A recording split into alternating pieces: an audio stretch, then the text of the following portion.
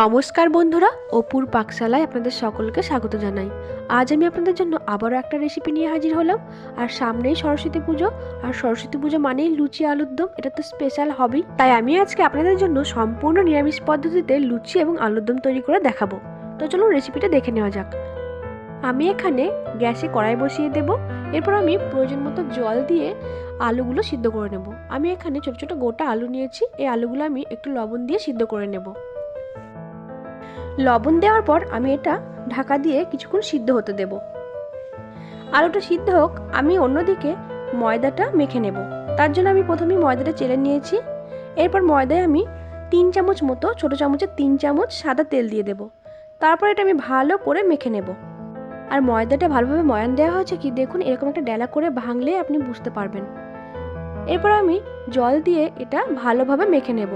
প্রথমে আমি এখানে বেশি জল দেব না, অল্প অল্প জল দিয়ে ময়দাটা মেখে নেব। আর ময়দাটা খুব ভালোভাবে মাখতে হবে। এটা আপনি 5 মিনিট ধরে ভালো করে মেখে নেবেন।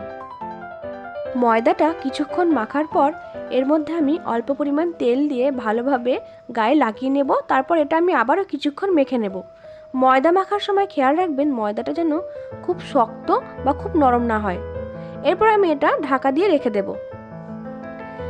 ময়দা মাখা হয়ে গেছে, এদিকে আমার আলুটাও সিদ্ধ হয়ে গেছে। এবার আমি আলুটা তুলে নেব। এরপর কড়াইতে প্রয়োজন মতো তেল দিয়ে দেব। তারপর আমি এর মধ্যে জিরে, শুকনো লঙ্কা, তেজপাতা এবং এলাচ, দারচিনি এবং লবঙ্গ ফোড়ন দিয়ে দেব। এরপর আমি এর মধ্যে দিয়ে দেব টমেটো। আমি এখানে একটা বড় টমেটোর অর্ধেকটা টমেটো নিয়েছি। এরপর এটা নাড়াচাড়া করে একটু ভেজে নেব। এরপর আমি এর মধ্যে দিয়ে দেব ছোট চামচের হাফ চামচ আদা বাটা, 1 চামচ ধনে এবং জিরে বাটা। আমি এখানে ধনে এবং জিরে সমপরিমাণ নিয়েছি, 1 চামচ। এরপর আমি হাফ চামচ শুকনো লঙ্কা বাটা নিয়ে নেব। দিয়ে দেব প্রয়োজন মতো লবণ আর প্রয়োজন মতো হলুদ। এরপর আমি এটা ভালোভাবে নাড়াচাড়া করে কষিয়ে নেব। এখানে আমি সামান্য পরিমাণ জল দিয়ে দেব। তারপর এটা আমি এবার ভালোভাবে কষিয়ে নেব।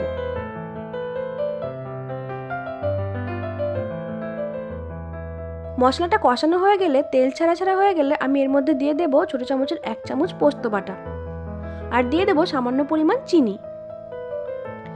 এরপর এটা আমি আবারও ভালোভাবে নাড়াচাড়া করে কষিয়ে নেব। এখানে আমি আবারও একটু জল দিয়ে দেব। তারপর আমি এটা আবার ভালোভাবে কষিয়ে নেব।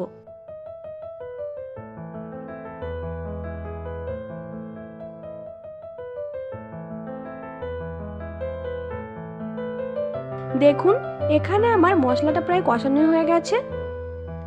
এবার আমি এর মধ্যে দিয়ে দেব আগে থেকে সিদ্ধ করে রাখা আলু আর দিয়ে দেব আমি 100 গ্রাম মতো খোসা ছাড়ানো মটরশুঁটি। এরপর আমি এটা ভালোভাবে নাড়াচাড়া করে একটু কষিয়ে নেব। তারপর আমি এর মধ্যে দিয়ে দেব প্রয়োজন মতো জল। যেহেতু আলুটা আগেই সিদ্ধ করা আছে তাই এখানে বেশি জলের প্রয়োজন হবে না। তারপর আমি এটা ঢাকা দিয়ে রেখে দেব। 3 মিনিট পর আমি ঢাকনা খুলে নেব। তারপর আমি এটা ভালোভাবে নাড়াচাড়া করে নেব। দেখুন এখানে আলুটা খুব ভালোভাবে সিদ্ধ হয়ে গেছে। এবার আমি উপর থেকে কিছু ধনেপাতা এবং হাফ চামচ মতো গরম মশলা ছড়িয়ে দেব। এবার আমি এটা নাড়াচাড়া করে সমস্ত উপকরণ খুব ভালোভাবে মিশিয়ে দেব। দেখুন আলুর দম রেডি হয়ে গেছে। এবার আমি গ্যাসটা বন্ধ করে আলুর দমটা নামিয়ে নেব। আর এখানে দেখুন এটা কত সুন্দর দেখতে হয়েছে। এটা দেখতে যেমন সুন্দর, খেতেও খুব সুন্দর। তো আলুর দম এখানে রেডি হয়ে গেছে। এবার আমি লুচিগুলো বেলে ভেজে নেব। তো আমি এরকম লেচি কেটে নিয়েছি। তারপর আমি চাকি এবং বেলুনিতে ভালোভাবে তেল মাখিয়ে লুচিগুলো বেলে নেব।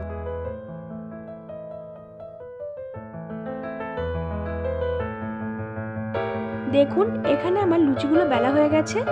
এবার আমি গ্যাসে কড়াই বসিয়ে প্রয়োজন মতো তেল দিয়ে দেব লুচি ভাজার জন্য। আর লুচি ভাজবার জন্য তেলটা একটু বেশিই লাগে। এরপর তেলটা গরম হলে আমি একে একে লুচিগুলো দিয়ে ভেজে নেব। দেখুন এখানে লুচিটা কত সুন্দর ফুলেছে। এবার আমি লুচিটা তুলে নেব। একই রকমভাবে আমি সমস্ত লুচিগুলোই ভেজে নেব।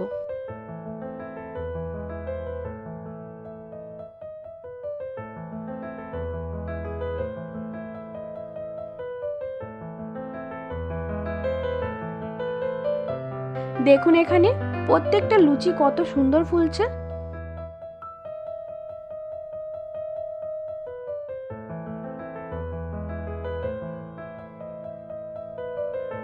দেখুন এখানে আমার সমস্ত লুচি ভাজা হয়ে গেছে। আর এটা দেখতে যতটা সুন্দর, খেতে ঠিক ততটাই সুন্দর। আর সরস্বতী পুজোতে এরকম লুচি আলুর দম হলে তো কোনো কথাই হবে না। তো আপনারা অবশ্যই একবার বাড়িতে ট্রাই করবেন। আশা করি আপনাদের খুব ভালো লাগবে। আর আমার এই চ্যানেলটা যদি আপনাদের ভালো লেগে থাকে, please please please like, share এবং সাবস্ক্রাইব করবেন এবং কমেন্টস করে জানাবেন যে আপনাদের কেমন লাগছে।